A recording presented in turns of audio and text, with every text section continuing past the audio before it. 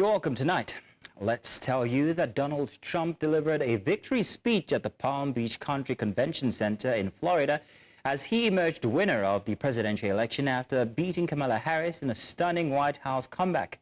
In his address, he called for national unity, urging the American people to put the division of the past 4 years behind them.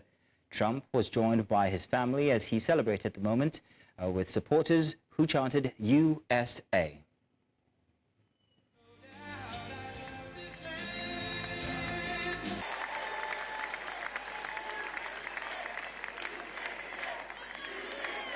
Thank you. This was a movement like nobody's ever seen before. And frankly, this was, I believe, the greatest political movement of all time. There's never been anything like this in this country and maybe beyond. America has given us an unprecedented and powerful mandate. We have taken back control of the Senate. Wow, that's good. It's time to put the divisions of the past 4 years behind us. It's time to unite. And we're going to try, we have to try, and it's going to happen. Success will bring us together. I've seen that. They came from all corners, union, non-union, African American, Hispanic American, Asian American, Arab American, Muslim American. We had everybody, and it was beautiful. It was a historic realignment. This is a great job. There's no job like this. This is the most important job in the world.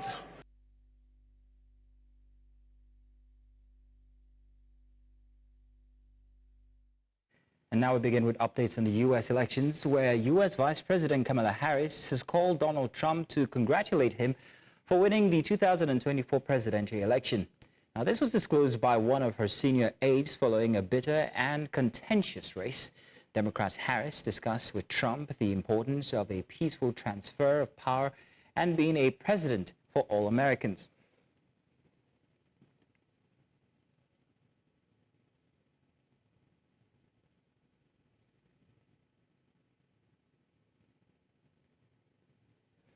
Now, meanwhile, world leaders have begun to react to the election of Donald Trump as the 47th U.S. president.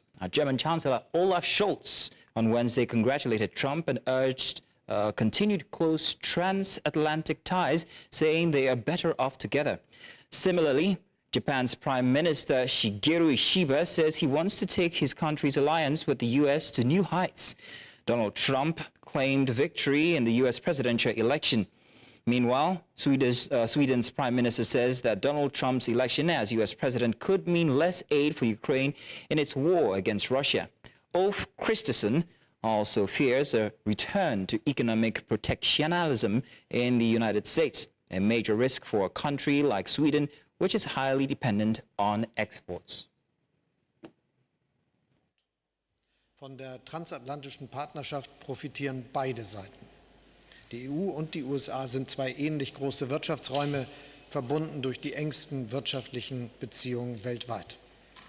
Deutschland und die Vereinigten Staaten sind sich in einer über Jahrzehnte gewachsenen Partnerschaft, ja Freundschaft verbunden. Unsere menschlichen Verbindungen in die USA sind enger als in jedes andere Land außerhalb Europas. Millionen amerikanische Bürger haben deutsche Wurzeln. Und deshalb gilt, we are better off together. Gemeinsam können wir viel mehr durchsetzen als gegeneinander. トランプ氏の勝利宣言を聞きました。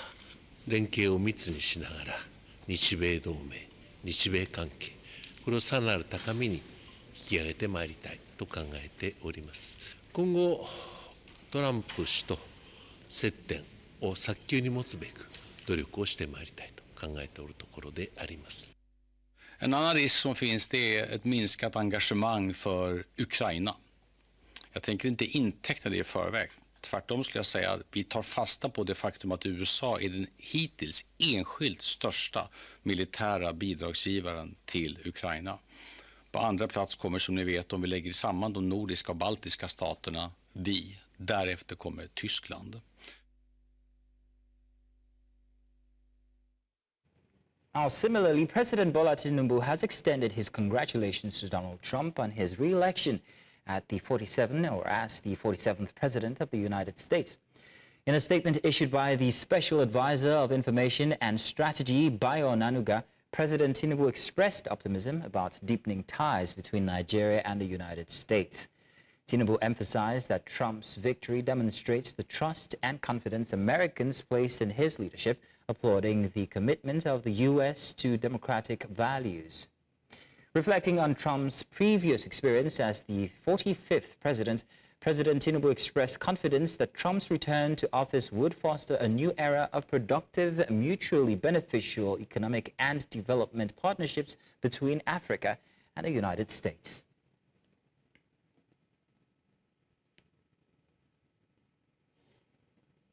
Now live to discuss the effects of Trump's emergence as the U.S. president on Nigeria and Africa, we are joined by the CEO, Asha Investment Limited, Muktar Mohammed. Also joining us is a public policy analyst, Magnus Onyibe. Now, gentlemen, you're welcome. Now, Mr. Magnus, I'm going to start with you. Thank you very much. I'm going to start with you, Magnus. In your opinion, what factors led to the victory of Donald Trump, as we have seen? The factors are a very good evening to viewers. Thank you. And thank you for having me. The factors are very clear. Donald Trump is an authentic person and a leader. People can read and understand him very easily. He's not a professional politician, so does not speak in riddles. He makes his position very clear. And people thought that was unusual, and for obvious reasons, because he has not been a politician for much longer than decades, just 10 years. And he's a businessman, very professionally minded, and as we say in simple parlance, he takes no prisoners. And the people, Americans, understand him. Half of America has been with him since 2016 when he came the first time. And they remained with him even in the past 4 years that he lost to the incumbent that's now outgoing. So he's a very authentic person, and I think Americans understand him, and that's why they voted for him. Okay, then. Let me come to you, Muktar. Now, we all know Trump's views about Africa. He's referred to many African countries with very unsavory words. But the African Growth and Opportunity Act is set for renewal very soon. Now, with the new Trump presidency, do you think it's going to be renewed, or is it going to be ended? Well, it depends. I think Trump policy is not just about the African country, whether he will renew that or not. But I think Trump is mostly American first before any other nation. So definitely if that policy favor America, he would definitely renew it, because he's going to look at it like my colleague says, he's a businessman, he's not a normal politician. So we see how workable, how much value that brings to the people of America before he will be able to agree to renew that agreement. But if you look at his antecedents before now, you also realize that it wasn't just more bad for Africa, especially Nigeria. We sometimes easily forgot that Trump was the president that approved the purchase of the Alpha jet for the fight against terrorism.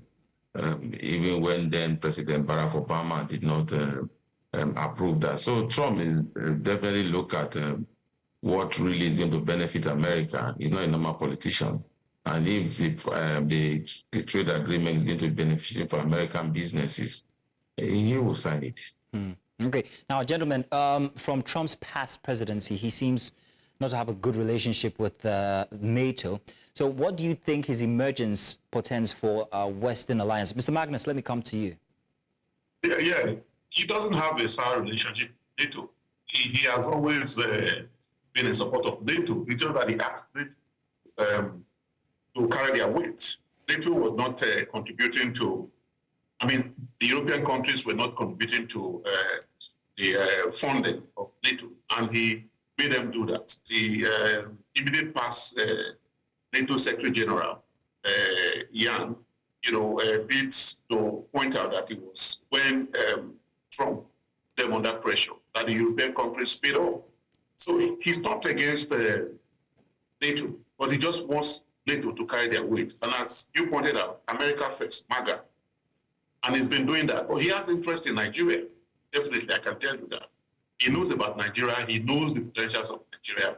And he has always been interested in helping Nigeria out. I don't think he's going to scrap AGOA if he has any benefit. But I don't even know how Nigerians are benefiting from AGOA, because initially it was Asian countries that set up shops in the African countries, manufacturing from Africa to export to the US.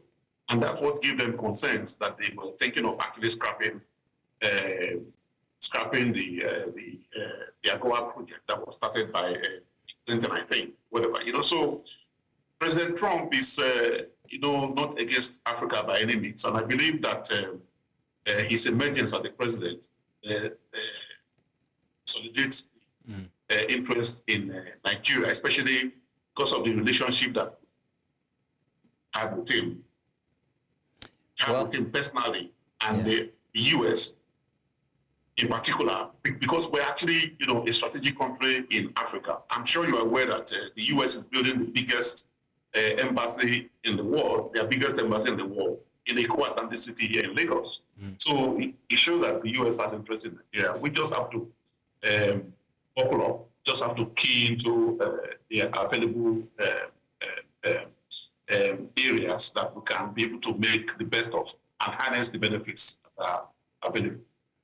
Well, yes, Mr. Magnus, we do remember that, we do know that Trump absolutely knows Nigeria. We remember how he described our past president from before. Very memorable. In any case, Mr. Muktar. Yes, I mentioned to you that Trump is a very direct person. He does not take prisoners, and he speaks about things the way he feels about them. So when he mentioned what you said, he said about the president, that was his correct and exact impression. He's not a nuanced person. He's not a typical politician. So he's very straight and direct, which is what is good for us because we know where he stands at every point in time. Okay. And what you said also about initially about him saying something about Africa and stuff like that, they are not true. They have not been proven to be true. So that's is completely untrue, and he has stated that many times. Okay, so we've seen America go from a very hardline immigration policy, or policies rather, to a very softer one during the Biden administration. And now it's going back to Trump. Now, how do Trump's immigration policies differ, and what impact could these policies have on the U.S. economy and African nations? Now, Mr. Muktar, let me come to you on that one. Well, you have to also look at it this way, that most of Trump hardline immigration policy have to do with South America, the border between America and Mexico. I think that's where you see those hardline immigration policies. Because like as Nigerians, the only way we go into America is through the airport. And though we have issues that have to do with a lot of Nigerians not coming back, overstaying. I remember at that time, Trump has to look at that and realize that a lot of Nigerians were overstaying. And then he decided to say everybody should come in for visa appointment and issues like that. And we did, but after that, you've seen that we have a better relationship. Now, Nigerians have been issued 5-year visa by American government, which is something very good. Now, when you talk about the impact, I think it's going to have a negative impact on them when you talk about immigration, because some of the cheap labor some of the American companies enjoy are from immigrants, and especially African immigrants. So definitely there will be a negative impact in terms of cost of doing business in America. But again, that is the hard line, like I said, is hardline policy on immigration. Normally has to deal with those that comes in through the border through Mexico. Remember, I talked about building the wall, and he has kept talking about building the wall. So I think, again, his policy will have a negative impact on American businesses because of the cheap labor they enjoy, especially from immigrants and Africans. Okay. All right. So, gentlemen, my final question will be to both of you, but I'll ask you first, Mr. Muktar. How do you think Trump's going to approach global relationships now, particularly regarding China and international partnerships? And what are the implications? What implications could we see for African nations as well? Mr. Muktar, you go first. In 30 seconds, because we have to round this up. Okay, with this relationship, remember you have said it, American first. We see tariff for China company. Chinese are not happy that Trump have won.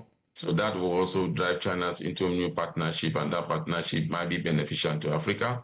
And also you see American business will also look for new partners for strategic expansion and growth, and they will definitely have that partnership with Africa. So whichever way it goes, I think the Africans will definitely benefit more from a Trump high tariff, both for Chinese business looking for new partner and American business also looking for expansion and coming to Africa. So which way, I think it's going to be a win-win for Africa. Mr. Magnus, do you agree? Yes, certainly. A lot of people are thinking, based on the rumor or conspiracy theory that Trump referred to Africa as a shithole country. Africa is a continent in the first instance, so he couldn't have said Africa is a shithole country. The reality is that, not across the world, people don't like illegal immigrants. As Trump said this morning when he was acknowledging his leadership in the polls, he mentioned that he does not hate immigrants. He only dislikes illegal immigrants. In Nigeria here, in 1984, thereabout, we sent away Ghanaians who were here illegally. Not long ago, South Africans sent us away as well. Ghana has been having issues with us, and stuff like that. So Trump is not against immigrants. Legal immigrants can work and thrive in America, and they are thriving, especially those in the tech, in the medical world, and stuff like that. Trump is a very strategic person, so he's going to engage everybody. I'm sure during his first tenure, when he started engaging North Korea, people thought there was going to be a world war, there was going to be a nuclear, outcome and whatever. That didn't happen. Later, he courted the leader of that recluse country and became, friends with him. So Trump is not going to be an autarky. He's going to trade with all the countries of the world, but he's going to negotiate with them to get the best for America. He's going to apply the skills that he propounded in his book, Out of the Deal. That's what's going to happen. He's a businessman and he's going to extract the most benefit. But he also knows when he has to let go, because it has to be a win-win. So it's not going to be as bad, as terrible as people are making it seem. I believe that Trump's emergence as the president of the United States of America is going to be progress to both Africa and to the United States. I want to say thank you very much, Mr. Muktar Mohammed and Mr. Magnus Onyibe. Thank you for joining us tonight.